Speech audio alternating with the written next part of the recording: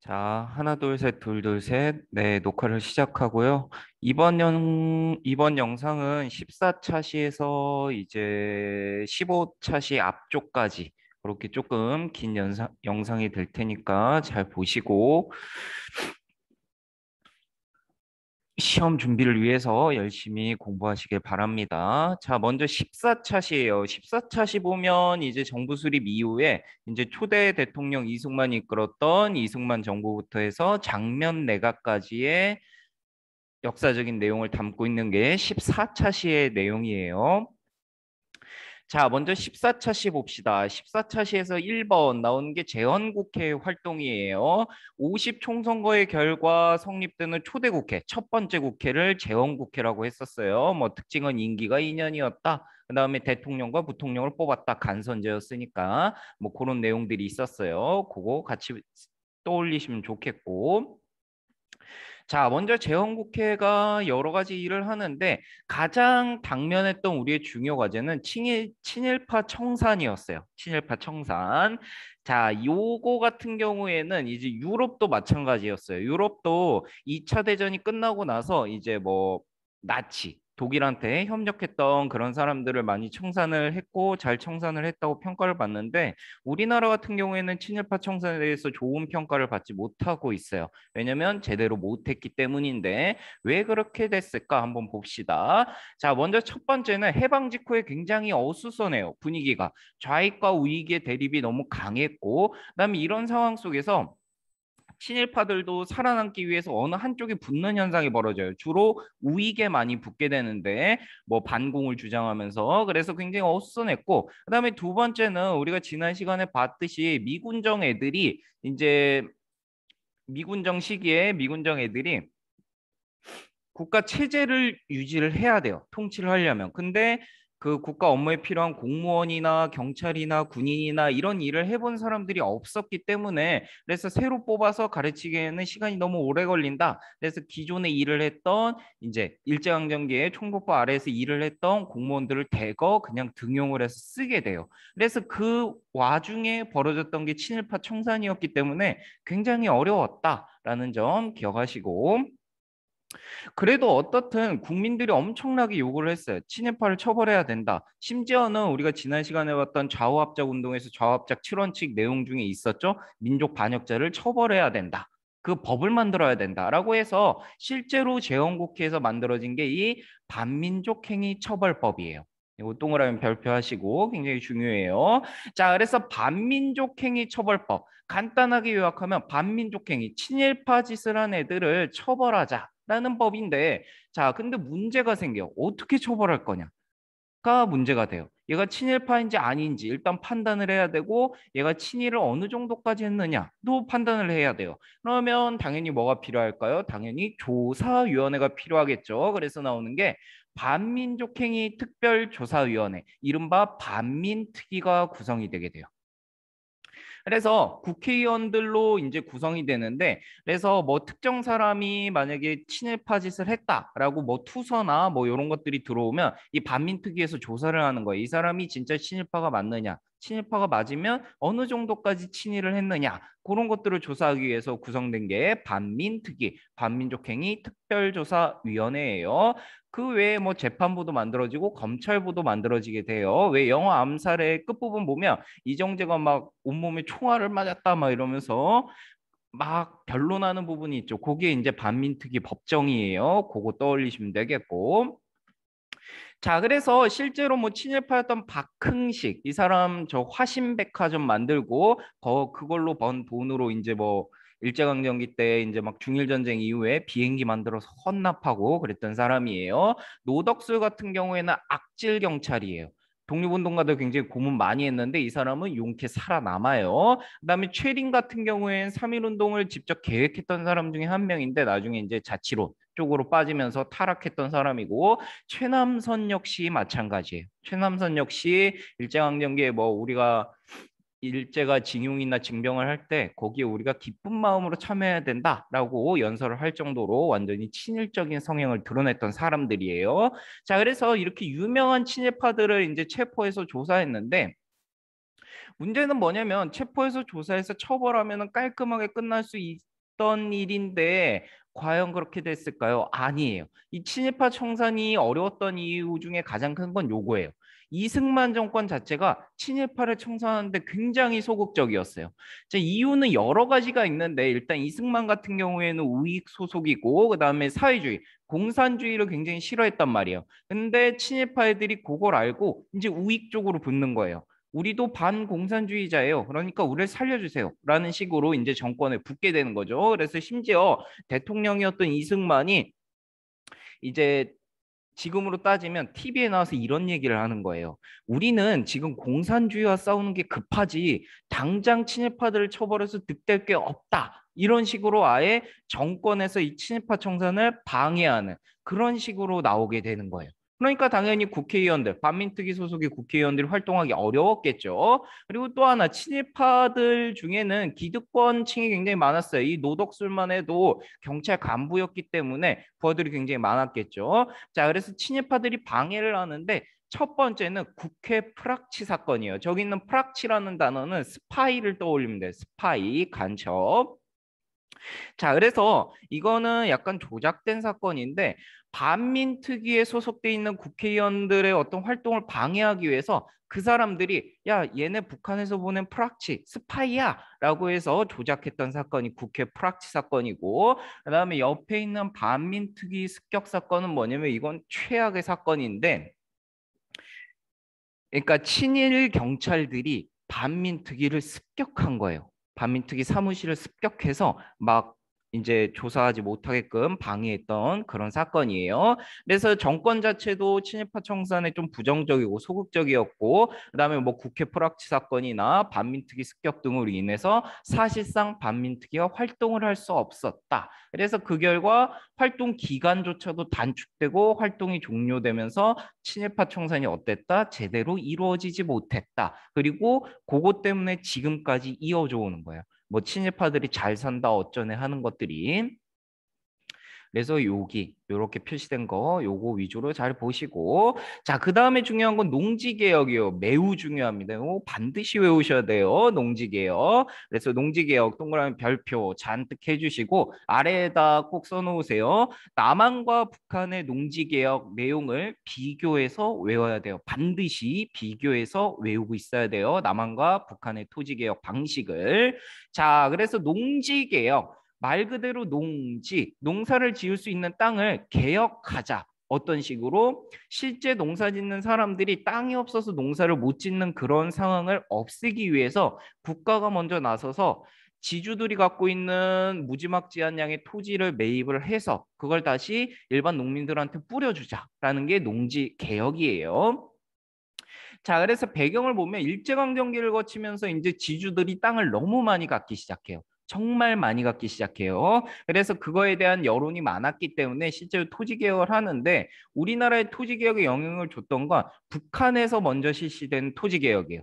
우리나라보다 북한이 조금 더 빨리 하게 되는데 북한 같은 경우에는 이제 공산주의, 사회주의 정권이었기 때문에 지주의 땅을 사들이는 게 아니라 정부가 사들이는 게 아니라 몰수를 해버리는 거예요. 그래서 오정보를 기준으로 오정보 여기서 말하는 정보는 우리가 흔히 말하는 뭐 센티미터, 헥타르 그런 거 단위를 얘기하는 거예요. 오정보. 자, 그래서 오정보를 기준으로 해서 오정보 이상의 땅을 갖고 있는 사람들의 땅을 몰수하는 거예요. 무상 몰수. 그러니까 내가 지주고 만약에 땅이 10정보 있으면 그중에 5정보 땅은 정권이 그냥 갖고 가는 거예요. 뺏어가는 거예요. 북한은 사회주의이기 때문에. 그래서 땅이 많은 사람들, 5정보 이상의 땅을 갖고 있는 사람들, 5정보를 초과하는 토지를 몰수, 뺏어가지고 5정보조차도 못 갖고 있는 사람들한테 공짜로 나눠주는 것. 이게 북한의 토지개혁의 핵심이에요. 그래서 5정보, 무상몰수, 무상분배하였다. 이렇게 외워야 돼요, 북한은.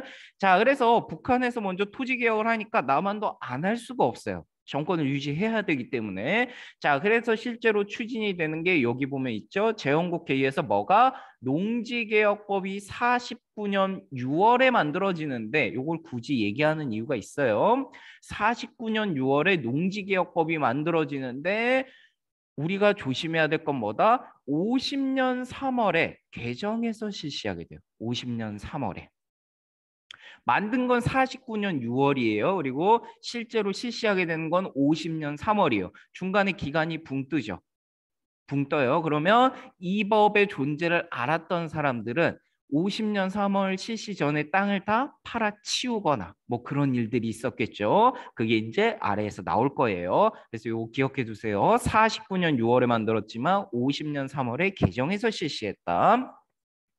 자, 그래서 농지개혁법의 내용을 보면 첫 번째 요거 외우셔야 돼요. 경자유전의 원칙. 경자유전의 의미는 간단해요. 경자, 밭을 가는 사람, 농민, 농사를 실제로 짓는 사람이 유전, 땅을 가져야 된다라는 원칙을 세우게 돼요. 즉 뭐다? 농사를 짓지 않는데 땅을 갖고 있다. 예컨대 뭐 회사 사장이 땅을 갖고 있다. 아니면 자기는 실제 농사를 안 짓는 지주가 땅을 갖고 있다. 그런 거 안 된다라고 못 박은 거예요. 농사를 짓는 사람만이 땅을 갖고 있어야 된다라고 해요. 그래서 경자유전의 원칙을 세워놓고 북한과 다르게 몇 정보? 3정보예요. 북한은 5정보, 남한은 3정보. 그래서 3정보를 기준으로 하고 3정보를 초과하는 땅을 국가가 몰수가 아니라 뭐죠? 매입하는 거예요. 북한은 그냥 뺏어갔지만 남한은 산 거예요. 3정보 이상 갖고 있어? 그럼 초과분은 우리가 무조건 살 거야. 라고 한 거예요. 무조건 사는 거예요. 자, 그래서 국가가 사들인 다음에 유상 매입, 돈을 주고 산 다음에 어떻게 한다? 유상 분배, 돈을 받고 농민들한테 팔아준 거예요. 예컨대 내가 지주면 만약에 10정보를 갖고 있어요. 그러면 국가가 내 땅에 7정보를 나한테 돈을 주고 사는 거예요. 돈을 주고 사고 그걸 싸게 농민들한테 다시 돈을 받고 팔아주는 그런 방식을 취하게 되는 거예요. 그래서 정리하면 북한은 5정보, 무상물수, 무상분배, 남한은 경자유전의 원칙, 3정보, 유상매입, 유상분배 이렇게 되는 거예요. 이걸 반드시 외우고 계셔야 돼요. 자, 그러고 나서 이제 결과 보면 결과가 어땠을까? 첫 번째, 일단은 지주계급들이 자본가로 성장하게 돼요.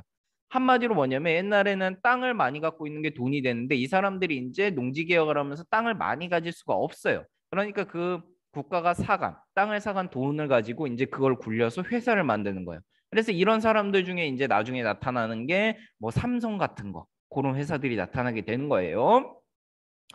그리고 또 하나 이제 국가가 땅을 사들여서 땅을 다시 팔았기 때문에 자영농들이 굉장히 많이 생기게 돼요.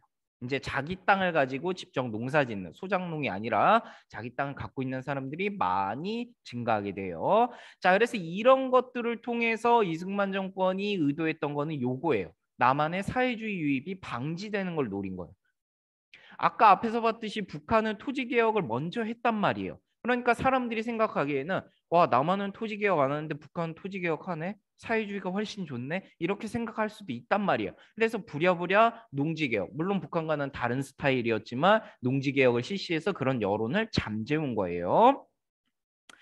자, 그리고 6.25 전쟁으로 잠깐 중단이 돼요. 아까 봤듯이 50년 3월에 실시했어요. 정확히 3달 뒤에 전쟁이 벌어졌단 말이에요. 그래서 그때 중단됐다가 휴전 후에 다시 됐고. 자, 근데 문제는 한계예요. 한계점 보면 일부 사람들, 이 법이 시행될 걸 알았던 사람들은 미리 토지를 팔아버려요. 왜냐면 국가가 사가는 거는 싸단 말이에요. 예나 지금이나.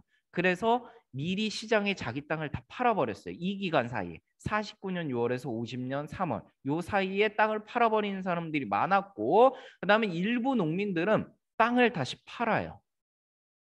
여기에 대한 이유는 굉장히 많아요.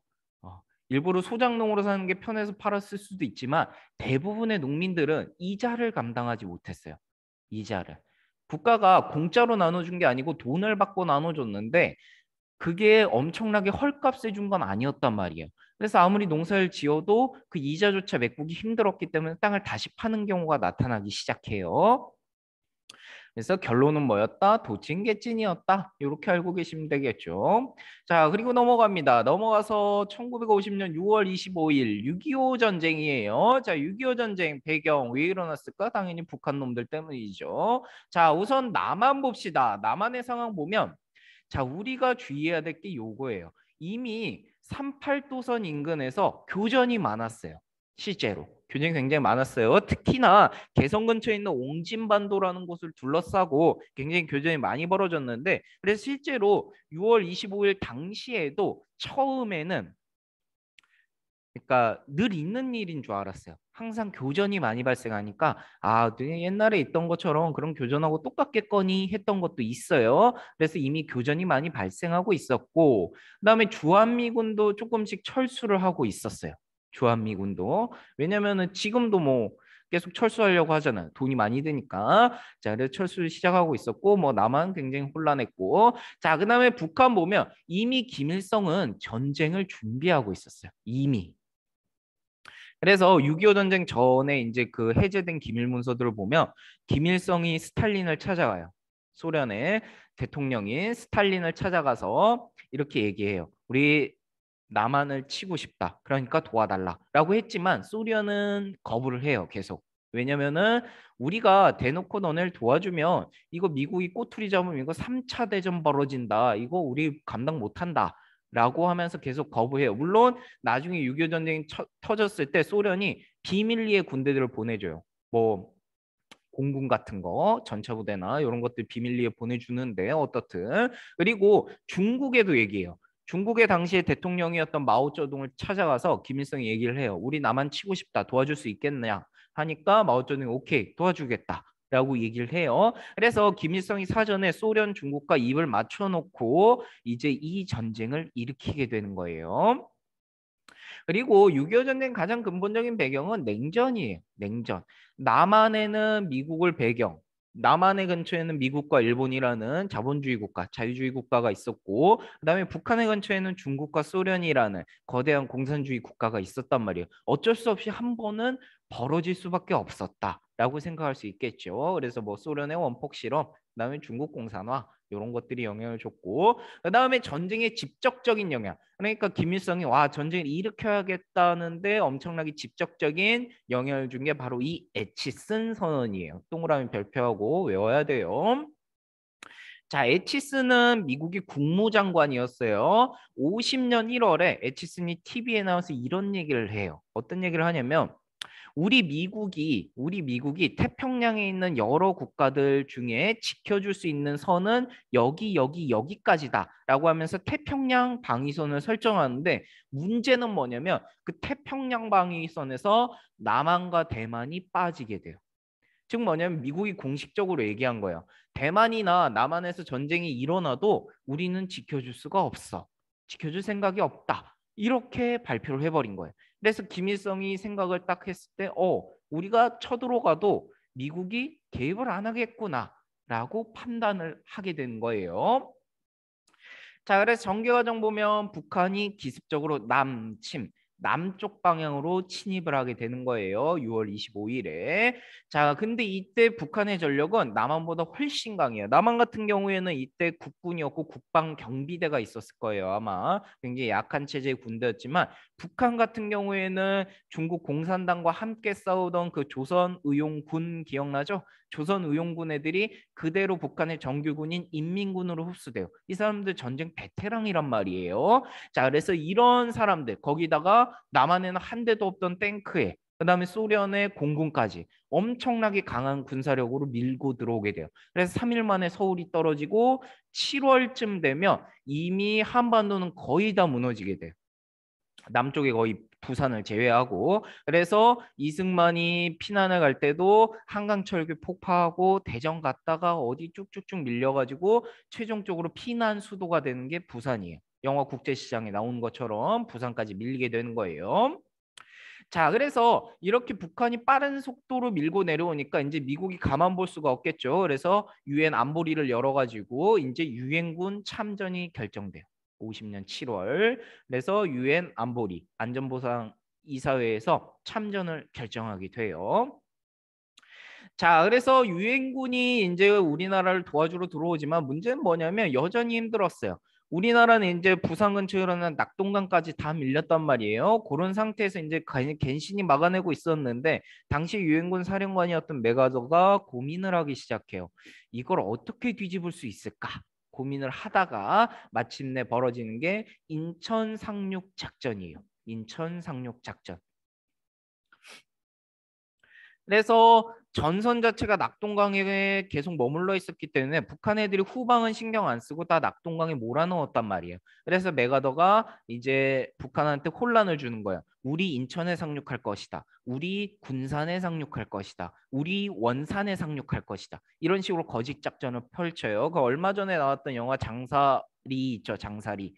그게 그 군산 지역에 있는 장사 상륙 작전, 그거 인천 상륙 작전의 연막탄이에요. 그걸 영화로 한 건데 그런 것처럼 이제 연막을 뿌려놓고 실제로는 인천에 상륙해서 성공시키게 돼요. 자, 그 결과 유엔군이 이제 인천을 점령하고 서울을 점령하면서 이제 북한군의 후방이 무너져 내리고 북군의 반격이 시작되는 거예요. 그래서 빠른 속도로 서울도 다시 찾고 수복 다시 찾다. 그리고 38도선도 돌파해서 넘어가게 돼요. 그래서 어디까지 올라가냐면 국군이 압록강까지 올라가게 돼요. 거의 통일을 목전에 둔 상황이었는데 압록강에 올라왔는데 세상에 누가 중공군이 참전하게 돼요. 중국군이 인해 전술 엄청난 숫자로 밀고 들어오면서 다시 밀리기 시작해요. 다시 국군이 쭉쭉쭉 밀려나면서 뭐 흥남철수도 있고 일사후퇴도 있고 이런 식으로 계속 서울도 다시 뺏기고 그러다가 이제 전선이 지금의 38선 부근에서 고착되게 돼요. 그래서 이 시기에는 이제 산들을 중심으로 험준한 산이나 뭐 그런 데를 중심으로 해서 이제 고지전 영화 떠올리면 돼요. 영화 고지전 계속 뺏고 빼앗기는 뭐 피해 능선, 단장의 능선 이런 식으로 해가지고 계속 이제 조금의 땅이라도 더 차지하려고 계속 싸우는 그런 형태로 들어가게 돼요. 자, 그래서 전선이 이렇게 계속 진전될 기미가 없어요. 남한도 올라가지 못하고 북한도 더 이상 내려오지 못해요. 그러니까 이제 솔솔 나오는 얘기가 휴전하자라는 얘기가 나오기 시작해요. 자, 그래서 이런 상황이 되니까 이제 이승만 대통령이 이상한 짓을 해요. 이승만 대통령이 어떤 얘기를 하냐면 아니다. 우리 원자폭탄을 떨어뜨려서라도 북진 통일, 북한을 없애고 우리 통일해야 된다라고 하면서 했던 일이 반공포로 석방이에요. 53년에 있었던 일인데 자, 요건 뭐냐면 이승만 대통령도 사실은 뭐 북진 통일을 계속 주장하지만 요거는 미국을 압박하기 위한 카드예요. 반공포로 석방은. 자, 이게 무슨 얘기냐면 당시에 이제 제네바 협정이라고 국제적인 협약 약속이 있어요. 그 약속에 따르면 이제 만약에 우리가 북한군 포로를 잡았어요. 그리고 그 포로를 풀어주면 그 포로는 자동으로 어디로? 북한으로 가고 만약에 북한이 남한 국군 포로를 잡았어요. 그러면 그 포로를 풀어주면 당연히 남한으로 보내줘야 돼요. 이걸 자동 송환이라 그래요. 해당 국가로. 자, 그 자동 송환이 기본으로 돼 있었는데 이승만은 미국을 압박하기 위해서 북진 통일해라 압박하기 위해서 반공포로를 석방해요. 이게 뭐냐면 북한군 포로한테 물어보는 거예요. 너 계속 공산주의 믿을래 아니면은 남한으로 올래? 자본주의 믿을래? 라고 물어본 다음에 아, 저 자본주의 믿을게요. 저 남한에 살게요. 라고 하는 포로들을 반공포로라 그러는데 그 사람들을 그냥 석방시킨 거예요. 원래는 북한으로 무조건 보내야 되는데 그냥 너 남한에 살아. 라고 석방시킨 거예요. 이거는 국제적인 약속을 어긴 거기 때문에 굉장히 큰 문제가 될 수 있었는데 이걸 미국을 압박하는 카드로 쓴 거예요. 자, 그래서 이승만이 이렇게 미국을 압박했지만 결론적으로는 어쩔 수 없어요. 휴전을 해야겠죠. 그래서 휴전협정이 체결되게 돼요. 53년 7월에 휴전협정이 체결돼요. 이 휴전협정에 사인했던 사람은 크게 세 명입니다. 김일성, 마오쩌둥 대신에 팽덕회라고 당시에 중국군을 이끄는 사령관이 있어요. 그래서 팽덕회, 김일성 그리고 국군과 유엔군 총사령관인 메가더 이렇게 세 명이 사인을 하게 돼요. 휴전협정을 체결하게 되고 그 다음에 이승만이 반공포로 석방을 통해서 미국을 압박한 결과 한미 상호방위 조약이 체결되게 돼요. 한미 상호방위 조약. 요거는 밑줄 쳐놓으세요. 한미 상호방위 조약. 자, 내용은 뭐냐면 53년에 체결된 건데 미군이 한국이 주둔한다. 그리고 미군이 한국이 주둔하는 그 주한미군의 국방비 대부분은 미국이 부담한다. 라는 내용이 이 한미 상호방위 조약의 내용이에요. 그리고 이게 지금까지 계속 이어져 와서 미군이 계속 우리나라에 주둔을 하고 있는 거예요. 자, 그래서 이렇게 해서 6.25 전쟁의 전개 과정을 봤고 결과 보면 뭐 피해가 많겠죠. 당연히 뭐 국토 황폐화되고 산업 다 뽀개지고 그다음에 사람들 많이 죽었을 거고 특히나 민간인 학살 사건이 많이 벌어져요. 이건 북한군도 많이 했고 국군도 많이 했고 미군도 많이 했어요. 서로 다 민간인 학살을 많이 했어요. 그래서 보면 뭐 노근리 학살 사건 있고 보도연맹 학살 사건. 요거 영화 태극기 휘날리며 보면은 잘 나오죠. 거기 걔 누구야? 장동건 부인이 막 뭐 쌀 받고 서명했는데 그게 알고 보니 보도연맹에서 죽었다. 뭐 그런 거 그런 사건도 있고 뭐 이런 사건들은 그냥 찾아보세요. 내용이 기니까. 그리고 뭐 이산가족 전쟁 고아 이런 것들이 나왔다. 됐고. 자, 그다음에 6.25 전쟁의 열과 분단의 고착화. 이제 완전히 서로 마음을 먹은 거예요. 통일은 글렀다. 왜 그러냐면 서로 죽고 죽였단 말이에요. 그 적개심이 줄어들 수 없어요. 나의 어머니, 아버지, 형제들을 죽였다. 당연히 원수가 되는 거기 때문에 결국에 이를 이용해서 남북한에서 이후부터는 모두 다 독재 정권을 강화하는 정권의 독재 체제를 강화하는 그런 모습을 보이게 돼요. 그리고 국제 정세 보면 뭐 일본이 다시 살아났다. 참 미워요. 6.25 전쟁을 이용해서 일본이 뭐 유엔군한테 뭐 물건도 팔고 뭐 그러면서 굉장히 일본이 살아났다. 이런 것들 알고 있으면 되고. 자, 영향 보면 북한 그냥 읽어보시면 되겠고. 자, 남한을 잘 보세요. 남한 보면 미국의 원조를 많이 받게 되는데 그 결과 남한에서 발달하는 산업이 300산업이다. 요거는 조금 알고 계셔야 돼요. 300산업. 자, 300산업이 뭐냐면 메모장을 좀 칠게요. 자, 미국이 원조 그냥 공짜로 주는 거예요. 미국의 원조 물자 중에 대표적인 하얀 색깔이 세 개 있었어요. 그게 뭐냐면 설탕하고 뭐 천하고 그다음에 밀가루 이렇게 하얀색 세 개가 있었는데 이 하얀색 세 개를 가공하는 산업이다라고 해서 발전한 게 300산업이에요. 그래서 거기 화살표하고 적어 놓으세요. 제분 요거 밀가루, 제당, 설탕, 면방직, 요 천 만드는 거. 그래서 요 세 가지의 하얀 산업이 발달했다라고 해서 300산업이라고 하는 거예요. 300산업. 그래서 여기 아래 있죠? 요거 꼭 적어 놓으시고 제분, 제당, 면방직 요거 꼭 기억하셔야 돼요. 300산업. 자, 그러고 나서 이제 이승만 정부의 독재 내용, 그러니까 정치예요. 정치 관련된 내용을 볼 건데 조금 길어요. 자, 봅시다. 보면 이승만 정부 제1공화국이라고 해요. 제1공화국. 그리고 이후부터는 헌법이 바뀔 때마다 공화국 숫자가 바뀌는 거예요. 여기 제1공화국, 장면 내각이 제2공화국, 그다음에 박정희 정부 들어가면 제3, 4공화국 이런 식으로. 자, 그래서 제1공화국 보면 이승만 대통령 몇 대? 1대부터 3대예요. 12년을 집권해요. 굉장히 오래 집권한 거예요. 이런 걸 보고 독재라고 하는 거예요. 자, 그래서 전후 6.25 전쟁 이후에 반공주의를 명분으로 북한 때려잡자. 반공주의를 명분으로 이제 자기 정권을 강화하기 위해서 뭐를 국민의 자유를 제한하는 거예요. 이걸 독재라고 하는 거예요. 자, 그러면 이승만의 독재 정권은 어떻게 구축되었는가 보면 우선 나오는 건 두 번째 국회의원 선거예요. 재헌국회 다음에 보면 자, 일단 이승만에 대한 인기가 엄청 떨어지기 시작해요. 자, 왜 그러냐면 간단해요. 일단 반민특위도 대놓고 방해했고, 그다음에 뭐 김구의 암살에 이승만이 관여되었다 이런 의혹도 있었고, 그다음에 나중에 심지어 저 50년 6월쯤 가면은 이제 6.25 터지잖아요. 그때 터지면서 이승만에 대한 지지도가 굉장히 떨어지게 돼요.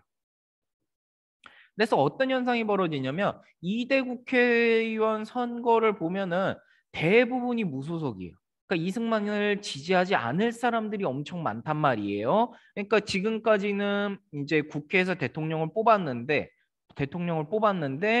지금 국회 두 번째 국회에는 이승만을 뽑아줄 사람이 굉장히 적었다. 라는 게 문제가 돼요. 그래서 이승만은 자기가 대통령을 또 하기 위해서 헌법을 바꿔버리게 돼요. 그게 1952년에 발췌 개헌이에요. 발췌는 하나씩 뽑아내다 라는 의미예요. 뽑아내다. 자, 그래서 발췌 개헌의 배경을 보면 2대 국회의원 선거에서 패배해요. 이승만은 뽑아줄 사람이 거의 없단 말이에요. 그래서 이승만이 생각하기에 와, 이거 국회에서 나를 뽑아줄까? 대통령 당선도 어렵겠다라고 해서 자기의 지지 세력을 모으기 위해서 자유당이라는 정당을 만드는 거예요. 지금 있는 뭐 더불어민주당 그런 것처럼 자유당을 만들게 돼요. 자, 근데 이걸로만 해서 모자르단 말이에요. 그래서 이승만이 떠오른 생각은 뭐냐면 아, 헌법을 바꿔야겠다. 어떤 식으로? 국회의원들은 나를 안 좋아하지만 국민들은 여전히 나를 좋아해. 그러니까 대통령을 국민이 뽑는 직선제로 바꿔야겠다라는 생각을 하게 돼요. 근데 생각해 보면 헌법을 바꾸려면 국회의원들이 찬성을 해야 돼요. 근데 국회의원 대부분은 또 이승만 편이 아니야. 그러니까 강제로 해야겠죠. 그래서 어떤 일이 벌어지냐면 바로 피난 수도 부산에서 열렸던 피난국회 거기서 계엄령을 때려버려요. 계엄령. 계엄령은 군인들을 동원해서 자유를 제한하는 거예요.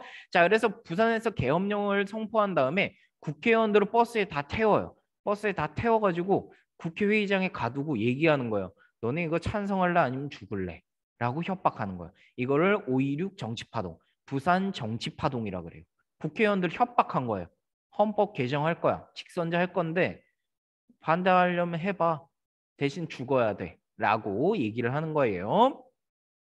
자, 그래서 기존의 국회가 내놨던 개헌안 요거 써야 돼요. 내각 책임제의 양원제. 내각 책임제는 수상 있는 거 떠올리면 돼요. 영국이나 일본처럼 국무총리, 대통령 없고. 자, 그래서 내각 책임제 양원제. 미국 국회는 상원, 하원 있죠? 그걸 양원제라고 해요. 그래서 기존의 국회가 내놨던 개헌안, 내각 책임자 양원제 중에 양원제를 뽑아내고 그다음에 이승만이 제시했던 개헌안 대통령 직선제와 단원제. 지금 우리나라처럼 국회 하나 있는 거 단원제. 요거 중에서 대통령 직선제를 뽑아서 개헌한 걸 발췌 개헌이라 그래요. 그래서 국회가 얘기했던 내각 책임제 양원제 중에 양원제를 빼오고 이승만이 제시했던 두 개 중에 대통령 직선제를 빼와서 대통령 직선제와 양원제를 골자로 하는 헌법이 바로 발췌 개헌이에요. 발췌 개헌.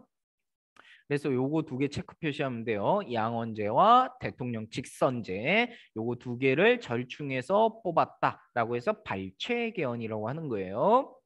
자, 그래서 개헌안이 통과된 이후에 이제 두 번째 대통령 선거, 이제 첫 번째와 다르게 국민들이 뽑는 거예요. 그래서 그 결과 이승만 대통령이 다시 뽑히게 되는 거예요.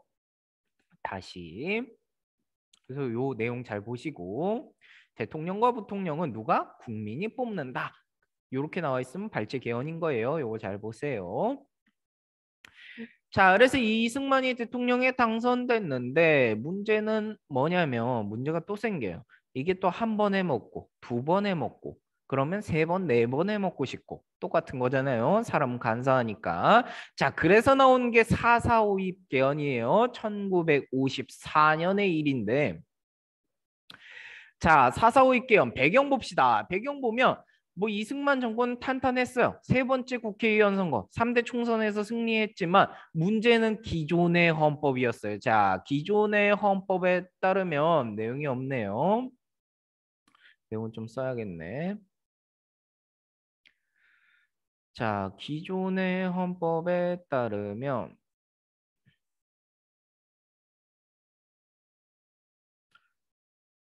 기존의 헌법에 따르면 대통령은 두 번까지만 할 수 있어요. 중임 제한이 있어요. 중임 제한. 기존의 헌법에 따르면 대통령은 중임 제한 두 번까지만 할 수 있어요. 두 번. 두 번까지만. 기존의 헌법에 따르면 대통령은 두 번까지만 할 수 있다. 이렇게 돼 있는 거예요. 그러면 이승만은 이미 다 했어요. 첫 번째 됐고 앞에서 두 번째도 됐고 근데 세 번 하고 싶어. 그럼 어떻게 해야 돼요? 또 헌법을 바꿔야겠죠. 자, 그래서 이승만은 자유당, 자기 편 자유당과 친이승만 계열 의원들을 모아서 개헌을 시도하게 돼요. 자, 그래서 어떤 개헌안을 내놓냐면 요거 반드시 동그라미 쳐놔요. 초대 대통령, 자기만, 이승만 자기만 초대 대통령에 한해서 중임 제한을 철폐하자. 그러니까 대통령 2번까지만 하는 게 아니라 3번, 4번, 5번, 6번, 7번, 8번 국민이 뽑기만 하면 죽을 때까지 할 수 있게 하자라는 개헌안을 내게 돼요. 그리고 국회에서 투표를 붙였는데 문제는 뭐냐면 개헌안이 통과되려면 국회의원 정족수의 3분의 2를 넘어야 돼요. 3분의 2. 국회의원 숫자의 3분의 2를 넘어야 돼요. 136표를 넘어야 되는데 문제는 뭐냐면 표를 짓게 하니까 135.666666 이렇게 나오는 거야. 135.6666. 그럼 당연히 136표가 안 되니까 이거는 통과가 안 된 거예요. 그래서 신문에 냈어요. 이거 통과 안 됐습니다. 라고 냈는데 다음날 기적의 수학자가 나타나요.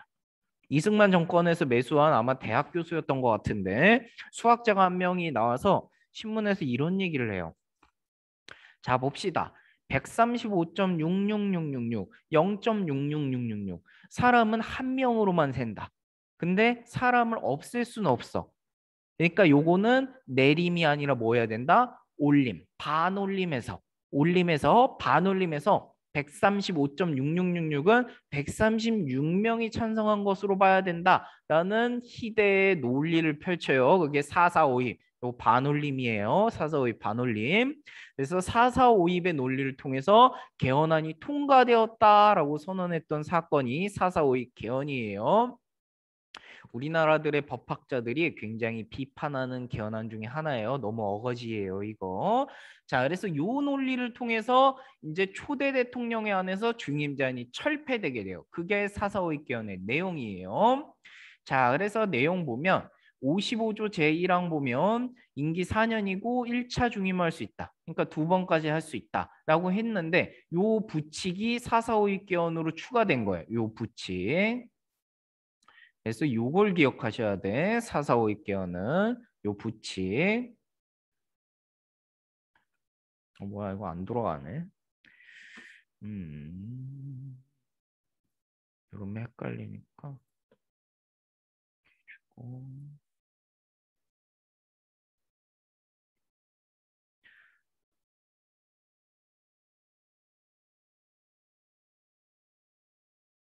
요 부칙을 기억하셔야 돼요. 요 부칙. 부칙 보면 이 헌법 공포 당시 445의 개헌안 공포 당시에는 55조 1항의 단서의 제한을 적용하지 아니한다. 즉 뭐다? 초대 대통령은 중임 제한 없이 죽을 때까지 뽑히면 할 수 있다라는 게 445의 개헌의 내용이에요. 그래서 요거 잘 기억하시고 자, 그래서 요거가 통과됐으니까 당연히 3번째 대통령 선거에서 누가 당선됐을까요? 이승만이 당선이 돼요. 자, 근데 요때 기억할 게 있어요. 자, 보면 자유당의 이승만, 민주당에선 신익희, 무소속에서 조봉암이 나오게 되는데 요때 실제로 이제 진행되는 과정을 보면 신익희가 당선될 것 같았어요.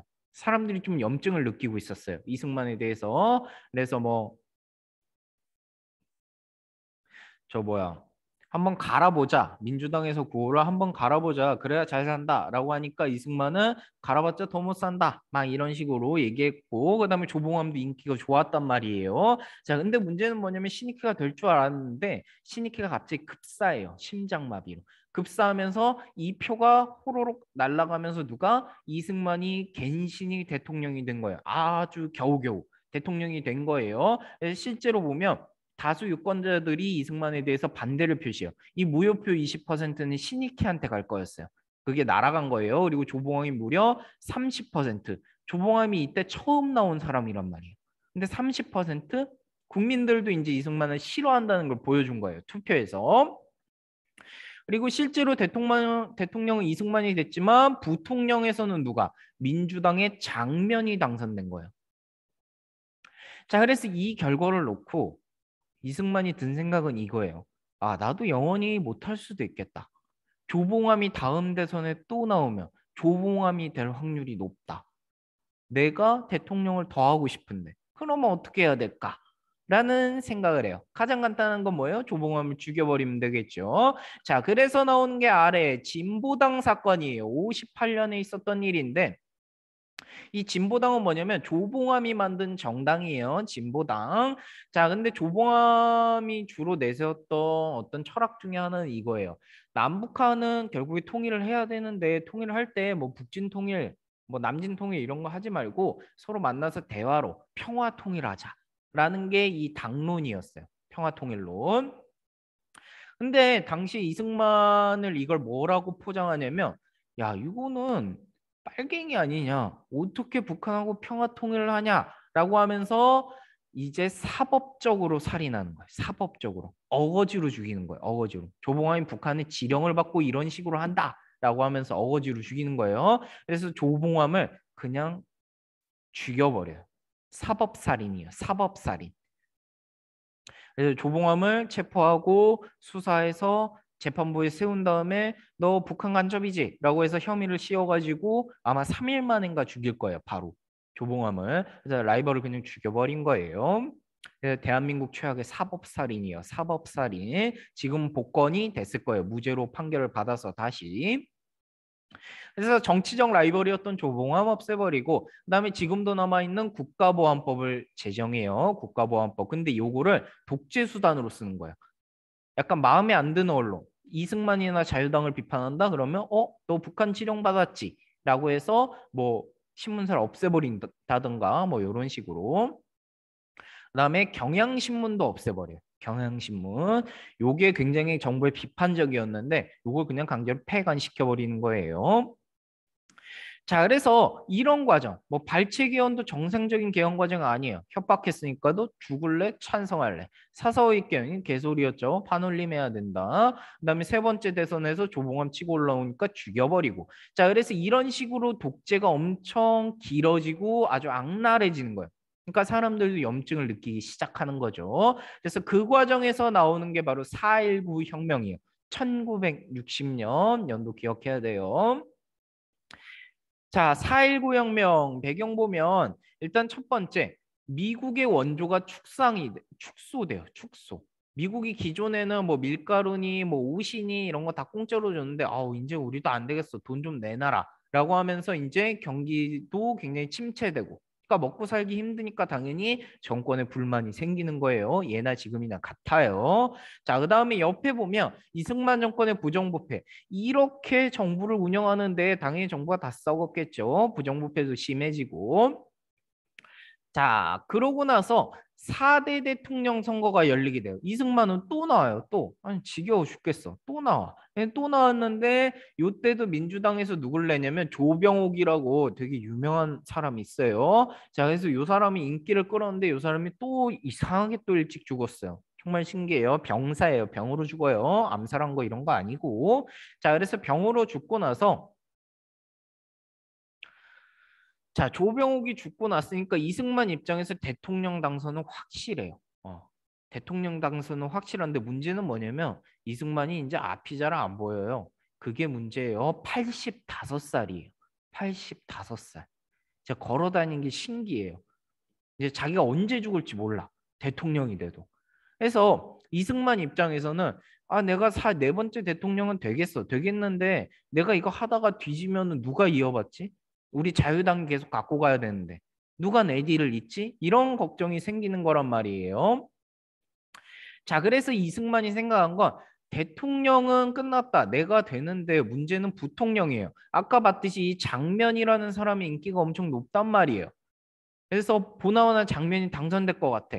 그래서 자신의 권력을 승계할 사람 이기붕이라는 사람한테 이 사람에게 자신의 권력을 주려면 이 사람을 부통령으로 만들어야 돼요. 이기붕이라는 사람을 후계자로 생각했기 때문에. 근데 아무리 봐도 이게 페어플레이를 하면 질 것 같단 말이에요. 그러면 어떻게 해야 돼? 페어플레이 안 해야겠죠. 그래서 다양한 방법, 사전 투표, 미리 투표를 시키는 거예요. 이기붕 찍어라 라고 해서 사전 투표 시키고 아니면 이기붕 찍으면 돈 줍니다. 100만 원 줍니다. 고무신 줍니다. 막걸리 줍니다. 이런 식으로. 그리고 심지어는 어떤 거 하냐면 투표함도 교체해요. 투표. 미리 이제 이기붕을 찍은 표를 한껏 담은 투표함을 그걸로 바꿔치기 하거나 아니면 옆에 자유당원들이 투표하는 데 서 있어요. 그래서 이렇게 봐요. 장면 찍나 이기붕 찍나 보다가 이기붕 안 찍으면 안 찍어? 죽고 싶어? 이런 식으로 막 협박하기도 하고 뭐 하여튼 별짓거리를 다 해요. 자, 그래서 그 결과 부정선거가 터지게 돼요. 3.15 부정선거. 이게 얼마나 심했냐면 나중에 까보니까 유권자 수보다 투표 수가 더 많아요. 얼마나 엉성하게 했으면 잘못했고 미친놈들이죠. 자, 그래서 3.15 부정선거가 발생했는데 문제는 뭐냐면 이게 다 세상에 알려져요. 이런 식으로 부정선거 했다. 안 알려지는 게 이상할 정도로 했으니까. 자, 그래서 부정선거가 벌어지니까 이제 대학생들이 먼저 나서요. 부정선거 잘못됐다. 막 이렇게 시위를 하다가 이제 경찰이 무력 진압을 하던 와중에 문제가 생겨요. 바로 이 김주열이라는 사람인데 이거 동그라미 별표해야 돼. 이 사람 기억해야 돼. 자, 김주열. 이제 마산에 살던 고등학생인가 아마 그럴 거예요. 고등학생인데 이제 대학생들만 시위를 한 게 아니에요. 전국적으로 퍼져요. 심지어 초등학생들까지 시위를 해요. 4.19 혁명 때. 우리 누나 형들 죽이지 말라고. 자, 그래서 이 시위에 참여했던 고등학생이었던 김주열이라는 사람 죽어서 돌아와요. 이제 시위에 참여했는데 계속 안 돌아오는 거야. 그래서 이제 경찰에 신고를 했겠지. 경찰에 신고를 했는데 어머나 세상에 며칠 지나서 바닷가에 시체가 하나 떠올랐는데 그게 김주열의 시체였어요. 근데 모습이 너무 참혹해. 눈에 최루탄이 박힌 채로 죽었어요. 그러니까 사실상 경찰이 죽인 거예요. 너무 과잉 진압해서.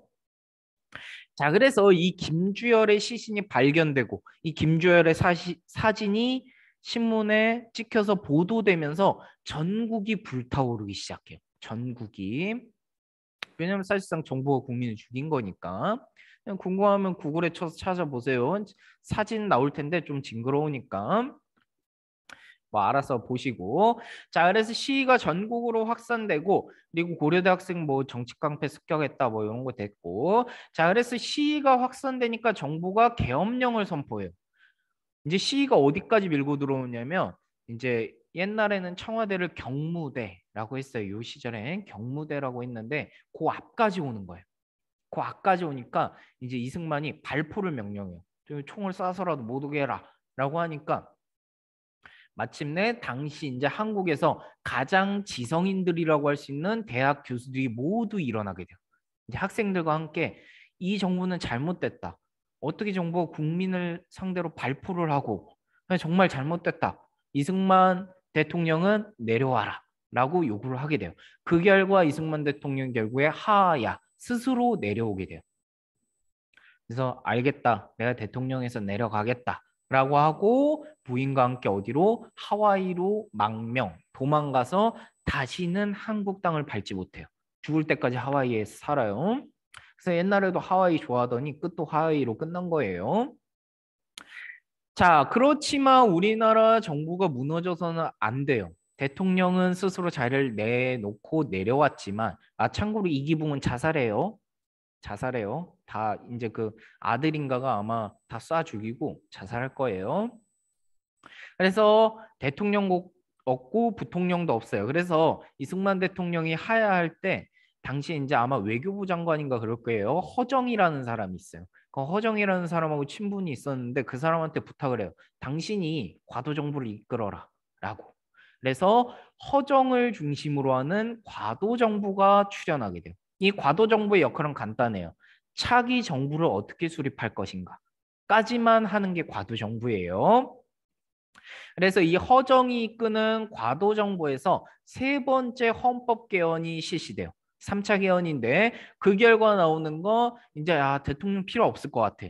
내각 책임제와 양원제를 실시하겠다라고 해서 이승만 정부 다음에 나오는 게 우리나라 역사상 유일하게 나오는 내각 책임제로 성립된 장면 내각이 등장하는 거예요. 대통령 없는. 그래서 내각 책임제와 양원제를 골자로 한 개헌이 추진되고 그 결과 이제 내각 책임제는 대통령 선거가 필요 없기 때문에 총선만 하는 거예요. 5대 국회의원 선거에서 민주당이 압승을 차지하게 돼요.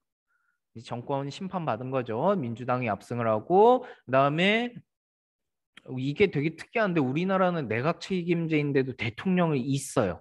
그래서 네 번째 대통령 선거를 실시해서 대통령에는 윤보선, 그 다음에 국무총리는 장면이 뽑히게 돼요. 물론 실권은 내각 책임제이기 때문에 총리 장면한테 있는 거예요. 총리 장면. 자, 그래서 이렇게 해서 이승만 정부의 독재가 끝나게 되는 거예요. 굉장히 긴데 요 내용들을 짧게 짧게 정리를 해서 핵심 위주로 잘 보세요. 코로나19 감염 예방을 위해 손쉽기와 마스크 착용을 생활화합니다. 하루에 12번씩 손을 씻어도 지나치지 않습니다. 기침이나 재채기를 할 때는 옷선으로 가리고 해야 하며 씻지 않은 손으로 눈, 코, 입을 만지지 않습니다. 열이 나거나 호흡기 증상이 있을 때는 반드시 선생님에게 알려야 합니다. 건강한 학교 생활을 위해 코로나19 예방수칙을 잘 지킵니다. 어우, 진짜 기네.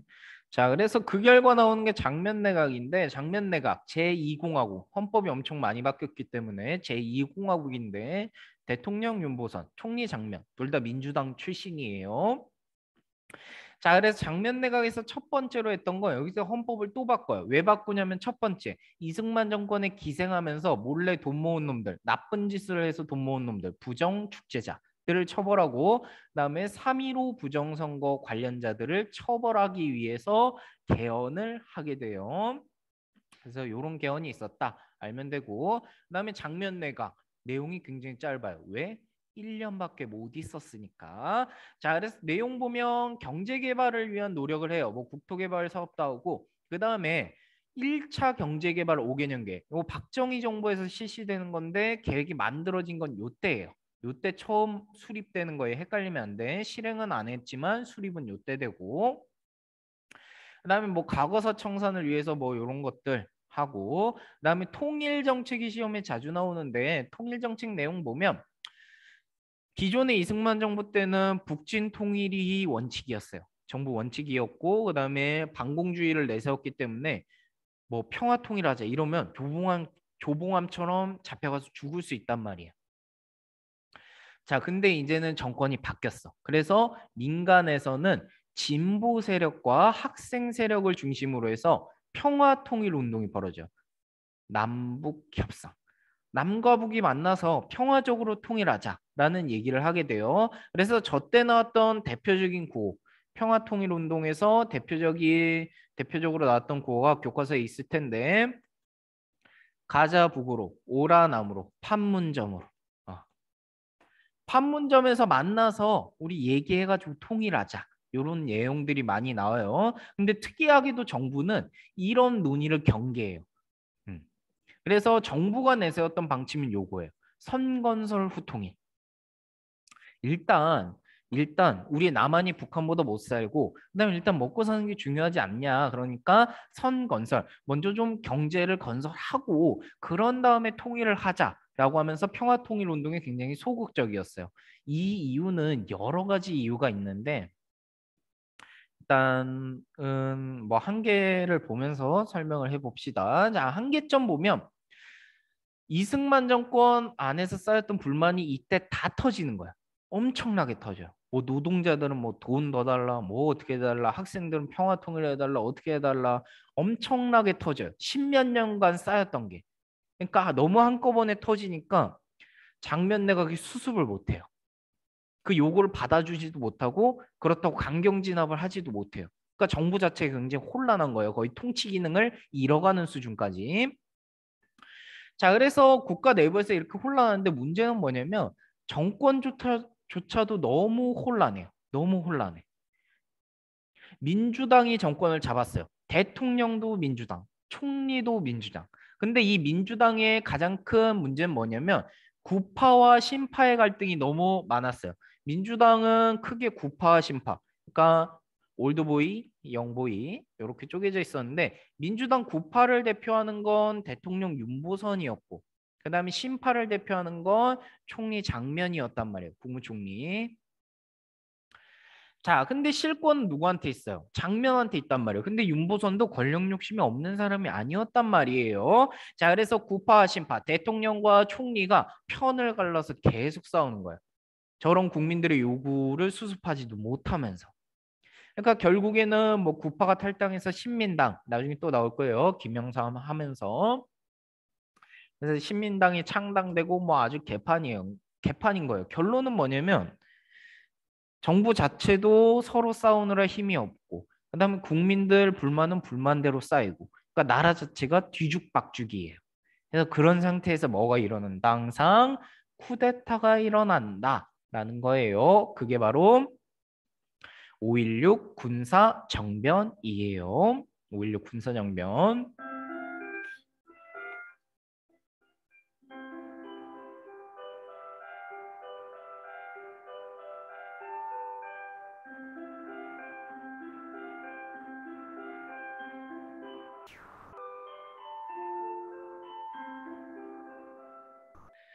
자, 그래서 이제 14차 시가 끝나는데 내용이 조금 많아요. 내용이 조금 많으니까 요거는 잘 정리를 해보세요. 이승만 정권에서 있었던 일을 뭐 연도순으로 딱딱딱 정리하는 거 그런 거 괜찮겠죠. 그리고 장면 내각에서의 핵심 내용은 요런 것들이에요. 소급 입법 개헌이 있었고 그다음에 경제개발 5개년 계획 1차 고 수립됐다. 통일정책, 민간에선 평화통일, 정부는 선건설 후통일 이런 것들. 그러나 한계는 국민들의 불만, 요구가 너무 많았고 그다음에 민주당 내부가 개판이었다. 구파 신파로 쪼개져서 싸웠다. 그러니까 나라 자체가 혼란스러웠고 그 결과 군사 쿠데타, 5.16 군사정변이 발생했다. 요거를 반드시 알고 계셔야 돼요. 자, 그러고 나서 뭐 끊어서 보시던지 아니면은 뭐 쭉 보셔도 되는데 15차시 봅시다. 하는 김에. 자, 15차시 보면 처음 나오는 게 박정희 정부예요. 굉장히 중요해요. 시험에 잘 나오기도 하고. 자, 그래서 동그라미 별표 한 300개 줘도 좋아요. 매우 중요함. 자, 먼저 박정희 정부 봅시다. 박정희 정부, 박정희 원래 군인이에요. 당시에 아마 투수탄 거 그럴 텐데 사단장 별이 2개. 자, 근데 이 사람이 대통령이 된 거예요. 어떻게 됐을까? 당연히 정상적인 방법은 아니었겠죠. 자, 박정희가 권력을 잡는 건 1961년에 있던 5.16 군사정변, 군사 쿠데타였어요. 반란이에요, 반란. 자, 그래서 요거 내용을 보면 박정희 전두환 그 외에 우리가 그 영화 뭐지? 남산의 부장들 보면은 왜 나오는 사람들 있잖아요. 뭐 김재규, 차재철, 박종규 이런 사람들. 그래서 박정희를 중심으로 하는 군인들이 반란을 일으켰던 사건이에요. 그리고 이게 성공한 거예요. 그래서 박정희가 나라가 너무 혼란하다. 나라 개판이다. 내가 이 나라를 좀 수습해야겠다라는 명분을 내세우면서 이제 반란을 일으켜서 군대를 이끌고 서울을 장악한 거예요. 자, 이때 되게 웃겨요. 대처 방식이 어떻게 되냐면 대통령이었던 윤보선은 올 것이 왔다. 라고 하면서 그냥 포기하고 그다음에 국무총리였던 장면은 도망을 갑니다. 어디로? 수녀원으로 도망을 가서 숨어요. 그러니까 장면 내각이 얼마나 엉망이었는지 알 수 있겠죠. 자, 그래서 정변이 성공했단 말이에요. 반란이 성공하니까 이제 장면 내각은 완전 쫑이 났고 의회도 모두 해산돼요. 그러니까 한마디로 뭐냐면 군정부가 된 거예요. 군정부 일시적으로. 그래서 박정희는 군사혁명위원회라는 단체를 조직하고 혁명공약이라는 걸 발표해요. 혁명공약. 이게 뭐냐면 국민들 설득하는 거예요.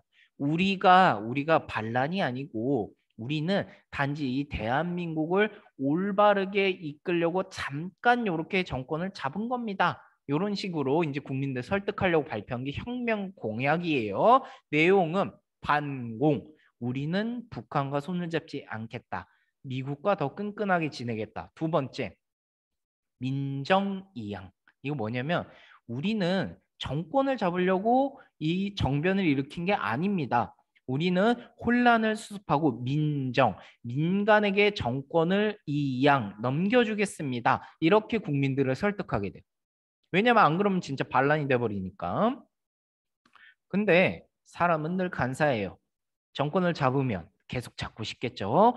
자, 그래서 박정희는 군정, 그러니까 미군정할 때 그 군정, 즉 군인으로서 정부를 통치하는 기간을 갖게 돼요. 61년 5월부터 63년 10월인데, 자, 그래서 박정희가 이제 정권을 잡아보니까, 권력을 잡으니까, 너무 달콤해. 기가 막혀. 자, 그래서 군사혁명위원회를 개편해서 국가재건 최고회의 동그라미 별표. 군인으로서 통치할 수 있는 기구가 필요하잖아요. 그래서 국가재건 최고회의라는 회의 기구를 설치하고 그다음에 이때 처음으로 등장해요. 중앙정보부. 지금은 국정원이에요. 중앙정보부를 설치하게 돼요. 중앙정보부를 설치한 이유는 간단해요.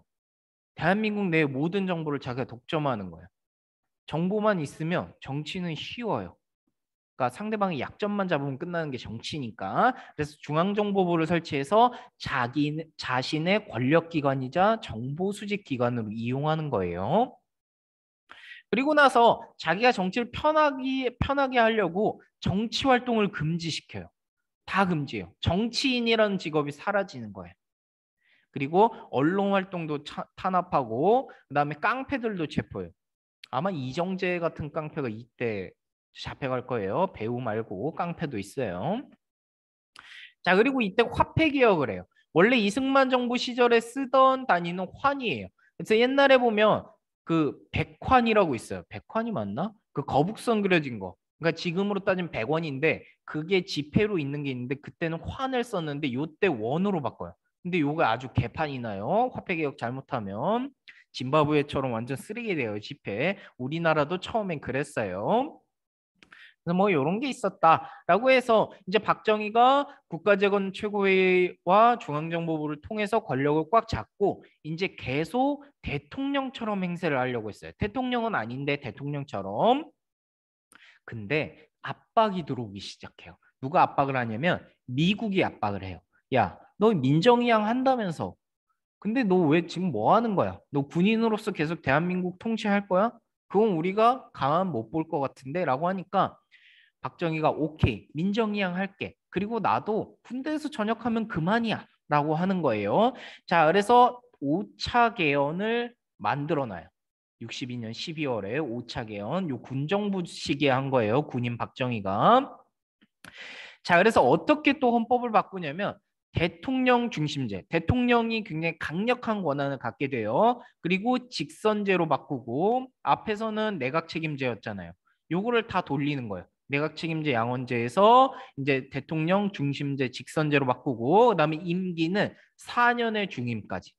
임기는 대통령 임기 4년의 중임 2번까지 할 수 있게 하고 국회는 하나만 한다. 단원제.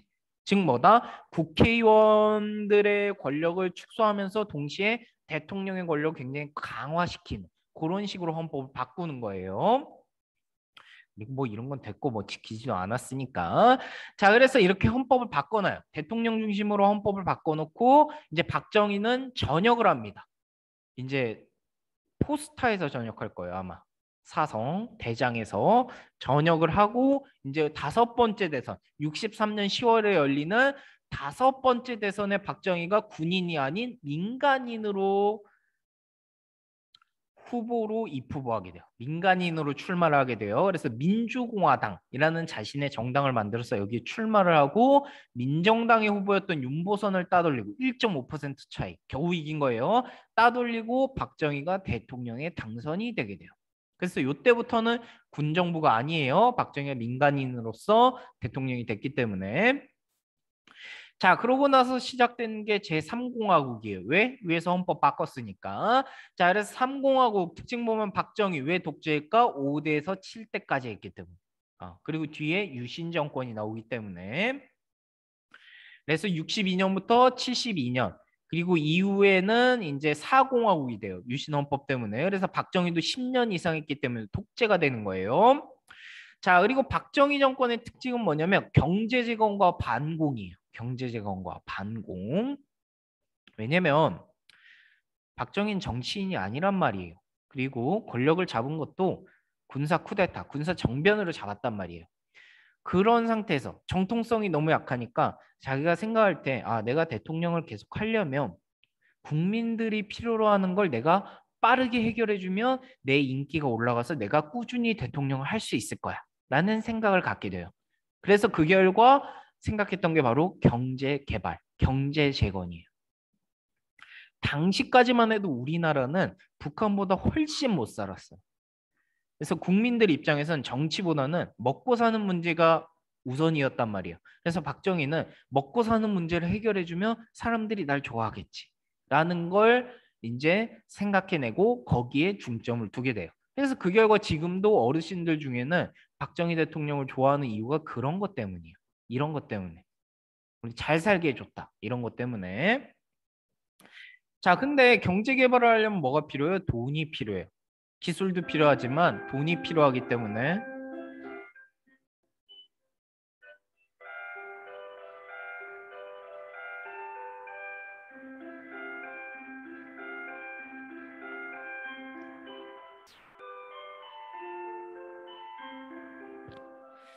종이 많이 치네요. 자, 그래서 돈이 필요했는데 우리나라 거지란 말이에요. 돈을 어떻게 해야 될까? 어디선가 만들어야겠죠. 자, 그래서 돈을 만들어내려고 했던 대표적인 두 가지 일이 이 한일 국교 정상화와 베트남 파병이에요. 두 개 다 동그라미 별표하고 매우 중요해요. 자, 한일 국교 정상화 65년의 일인데 연도도 외우시고. 자, 배경 봅시다. 한일 국교 정상화. 그러면 뭐다? 65년 이전까지는 한국과 일본 정식적으로 국교가 있었다 없었다? 없었다라는 얘기예요. 이승만 일본 엄청 싫어했어요. 그래서 국교도 안 맺었었단 말이에요. 자, 근데 그 국교를 정상화하는 거야. 자, 배경 보면 배경 첫 번째는 뭐냐면 샌프란시스코 조약에 포함되지 않았던 대일 청구권 문제가 있어요. 이거 뭐냐면 좀 긴데 샌프란시스코 조약은 뭐냐면 미국이 일본을 반공산주의 기지로 만들기 위해서 맺었던 조약이에요. 일본의 뭐 주권을 회복시켜주고 일본을 뭐 국제사회에 복귀시켜주고 그러려고 했던 조약인데 이 조약의 문제점은 피해 당사자 국가들 뭐 중국이나 우리나라나 이런 국가들이 여기에 참여를 못했단 말이에요. 그래서 우리는 일본에게 피해를 받았기 때문에 청구권, 일본한테 보상금을 청구할 수 있는 권한이 있었단 말이에요. 근데 그걸 못 쓰고 있었어요. 그래서 이걸 쓸 필요가 있었고, 왜? 경제 개발하려면 돈 필요하니까. 그래서 우리나라는 이걸 통해서 일본과 국교 수립을 통해서 경제 개발 자금을 마련하고 그다음에 두 번째 미국 역시 한국한테 수차례 요구해요. 계속 이승만 정권 때부터 일본하고 좀 잘 지내면 안 되겠냐. 왜냐하면 위에는 북한, 소련, 중국 공산주의 국가 세 개 있어요. 그리고 연합도 생각보다 잘해. 근데 미국 입장에서는 그 중국, 북한, 소련을 막으려면 일본하고 남한, 일본하고 한국이 조금 잘 지내야 돼요. 근데 맨날 싸우니까 그래서 미국이 잘 지내라라고 요구를 해요. 그 이유는 요거예요. 한미일 안보 체제를 구축하려. 한국, 미국, 일본이 자유주의를 수호해야 된다라는 그런 안보 체제, 군사 동맹을 구축하려고 계속 종용을 해요. 자, 그래서 경제개발 자금도 마련하고 그 다음에 미국의 요구도 좀 수용할 겸 이제 일본과 국교 정상화를 하게 돼요. 근데 문제는 뭐냐면 일본한테 피해를 받은 건 사실 정부가 아니라 국민이란 말이에요. 모든 국민들이 피해를 입었어요. 그러면 정부가 국민을 대표해서 일본에게 어떤 요구를 하려면 국민들의 요구를 수용해야 돼요. 그런 절차를 밟아야 되고. 근데 문제는 뭐냐면 이 한일 국교 정상화의 가장 큰 문제는 비밀리에 이루어져요. 밀실에서 비밀리에. 그래서 당시에 이제 2인자, 박정희 정권의 2인자라고 불리는 김종필이라는 사람과 그다음에 이제 일본의 외무상의일 거예요. 아마 외교부 장관 오히라라는 사람 둘이서 밀실에서 만나요. 그래서 몇 날 며칠을 거기서 막 밥 먹고 술 먹고 뭐 담배 피고 이러면서 조율을 하는 거예요. 그래서 예컨대 만약에 우리나라 한국 정부가 이제 김종필한테 명령을 내리는 거예요. 야, 일본한테 10억 달러 내놓으라 그래. 안 그러면 우리 안 한다 그래. 라고 하면 오이라가 아니다. 10억 달러 너무 많다. 5억 달러만 하자. 이런 식으로 협상을 한 거예요. 국민들 몰래. 이게 문제가 되는 거예요. 자, 그래서 국민들 몰래 협상한 결과 체결된 게 요거예요. 독립 축하금과 차관에 대한 합의가 이루어지게 돼요.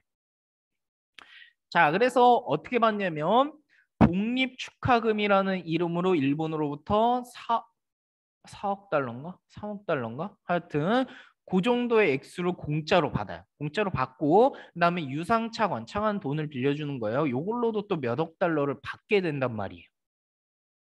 그래서 독립 축하금하고 저거 차관으로 돈을 받게 돼요. 근데 웃긴 건 요거예요, 요거. 독립축하금이 말이 안 되는 건데 왜냐면 우리는 피해 보상금 명목으로 받아야 돼요. 근데 독립축하금 즉 뭐다? 일본은 잘못한 게 없습니다. 라고 된 꼴이에요. 요게 되게 잘못된 거죠. 자, 그래서 어떻든 일본으로부터 돈을 받았는데 문제는 뭐였다? 국민들이 굉장히 반발해요. 왜냐면 이 한일 국교 정상화로 맺어진 게 한일 기본조약, 한일 협정인데 그 내용을 뜯어보면 아무 얘기가 없어요. 위안부 얘기 없고 징용 얘기 없고 독도 얘기 없고 문화재 뺏어간 얘기 없고 제일동포 얘기 없어요. 그냥 돈 얘기만 있단 말이에요. 돈. 그래서 이런 사실이 알려지니까 국민들이 굉장히 반발했고 그 결과 동그라미 6.3시가 발생하게 돼요. 6.3시. 6.3시. 대학생들 위주로 발생한 건데 6.3시는 간단해요. 이거 뭐냐? 한일국교 정상화 이게 말이 되냐? 다시 해라. 이런 식으로. 그래서 여기 보면 민족적 민주주의의 장례식이라는 표현이 등장하는데 이거 뭐냐면 민주공화당의 구호이자 박정희 정부가 내세운 게 민족적 민주주의예요. 이게 뭐냐면 민주화보다 민족의 발전이 우선이다. 그러니까 니네가 좀 참아라 라고 얘기하는 게 민족적 민주주의예요. 한국은 민주주의보다 민족, 경제 발전이 우선이다 라고 했던 거. 그래서 이런 것들을 구호로 내세워. 그러자 정부가 엄청 빡세게 탄압해요. 계엄령 선포해가지고 다 구속시키고 이러면서 그래서 밀어붙인 결과 한일 기본조약, 한일 협정이라고도 해요. 한일 기본조약이 체결되고 국교가 정상화돼요. 그리고 한편 정부는 이 6.3시 같은 대학생들의 반발을 없애기 위해서 뭐를 인혁당 사건을 조작해요. 1차 인민혁명당 사건. 즉 뭐냐면 대학생들이 북한의 지령을 받아서 인민혁명당이라는 아주 불순한 정당을 만들려고 했다라는 사건을 조작해서 이제 뭐지? 사회 분위기를 이제 이걸로 바꾸는 거예요. 관심사를. 간첩이 있다. 이런 식으로 해서. 자, 그래서 한일 국교 정상화 반드시 기억해야 될 거 배경, 경제개발 자금 마련, 미국의 의도 꼭 기억하고 그다음에 김종필 오일화에 의해서 독립 축하금과 차관 명목으로 돈을 받았다. 그리고 그 과정에서 반대 시위가 있었지만 밀어붙여서 한일 기본조약, 한일 협정이 체결되고 그다음에 이 와중에 1차 인민혁명당 사건이 일어났다라고 알고 있으면 되겠죠.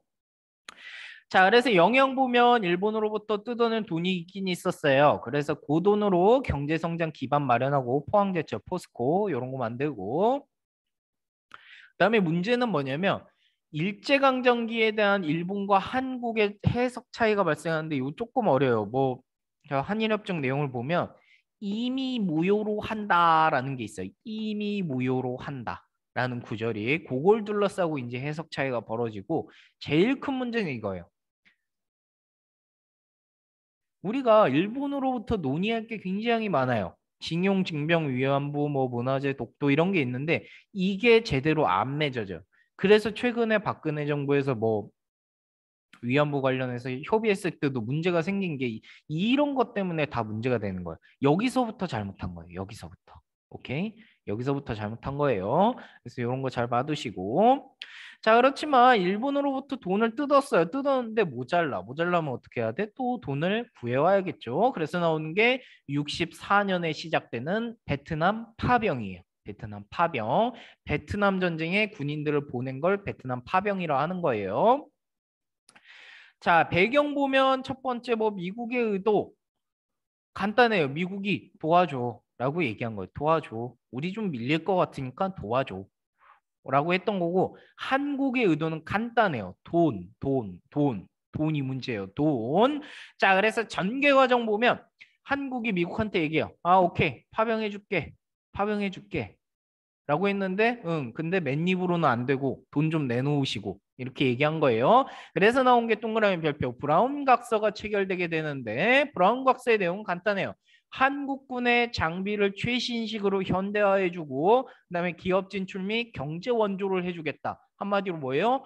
돈을 주겠다라는 얘기예요. 쉽게 얘기하면 그래서 브라운 각서가 체결되면서 이제 베트남 파병을 통해서도 돈을 벌게 돼요. 그래서 영향과 한계 보면 베트남 특수를 거치면서 이제 돈을 많이 벌게 돼요. 이제 파병 군인들이 월급을 한국으로 송금하고 그다음에 한국 기업들 중에 이제 거기 또 진출해서 뭐 군수물자 이런 거 납품하면서 돈을 벌게 되고 근데 문제는 인명피해가 좀 많이 나요. 특히 고엽제 같은 거. 베트남 정글이 많아요. 근데 정글에서 싸울 수 있어요? 없죠. 그래서 그걸 다 태워버리는 게 고엽제인데 이게 사람한테도 엄청 악영향을 준단 말이에요. 그래서 아직도 이것 때문에 아픈 할아버지들이 많을 거예요. 그리고 뭐 라이따이한 이런 것도 생기고 자 그래서 한일 국교 정상화 베트남 파병으로 돈을 벌었는데 역시나 돈은 계속 모자라요. 밑 빠진 독에 물 붓기니까. 자 그래서 또 하는 게 독일의 노동자를 파견해요. 영화 국제시장 보면 나오죠. 황정민이 어디? 저기 독일 넘어가가지고 어디에? 서독에. 이때 독일이 두 개예요. 서독 동독. 근데 서독에 영화 떠올리시면 돼. 황정민, 광부 보내고 그다음에 황정민 와이프 있죠? 간호사였죠. 그래서 서독의 광부와 간호사들을 파견해. 그래서 이 사람들이 거기서 진짜 온갖 뭐 차별 뭐 그런 거 다 당하면서도 거기서 돈 벌어줘서 뭐 국가에 보내주고 그런 것들을 통해서 이제 돈을 벌게 돼요. 그래서 박정희 정부는 경제 재건에 중점을 두고 자신의 정권을 탄탄하기 위해서 경제에 방점을 찍고 그 경제 재건을 위한 돈을 벌기 위해서 뭐 한일 국교 정상화, 통칭 한일 협정, 그다음에 베트남 파병, 그다음에 파독, 노동자들 파독 이런 것들을 통해서 돈을 벌게 돼요. 그래서 그 결과 실제로 어떻게 된다? 경제가 발전하면서 국민들의 박정희에 대한 지지도가 올라가게 되는 거예요. 실제로. 자, 그래서 이번 10월 유신에서 보면 여섯 번째 대통령 선거가 열려. 67년 앞에 일들이 있으면서 자, 그래서 60년대에 박정희가 뭐 한일협정이나 베트남 파병 등으로 자금을 마련해서 경제개발 5개년 계획을 아주 성공적으로 진행해요. 67년이면 1차 경제개발 5개년 계획은 끝났고 아마 2차가 수립돼서 실시될 때인데 이게 성공을 거둬요. 실제로 성공을 거둬서 이제 국민들이 뭐 옛날에 하루에 한 끼 먹었다. 그럼 이때는 두 끼에서 2.5끼 정도 반찬도 몇 개 늘어났고 약간 요 정도로 성공적으로 진행했단 말이에요. 그래서 국민들 입장에서 먹고 사는 문제가 해결되니까 당연히 좋아할 수밖에 없어요. 그래서 또 나온 또 나왔어요. 지겨워요. 윤보선 씨 또 나와서 졌어요. 박정희가 이겨요. 엄청나게 큰 표차로. 처음에는 1.5% 차이로 겨우 이겼다면 요때는 아주 크게 이기게 돼요. 박정희가. 자, 그래서 박정희가 이런 생각을 해요. 아, 내가 경제 개발을 계속하면서 경제만 잘 살려놓고 그러면 당연히 국민들은 나 뽑겠네.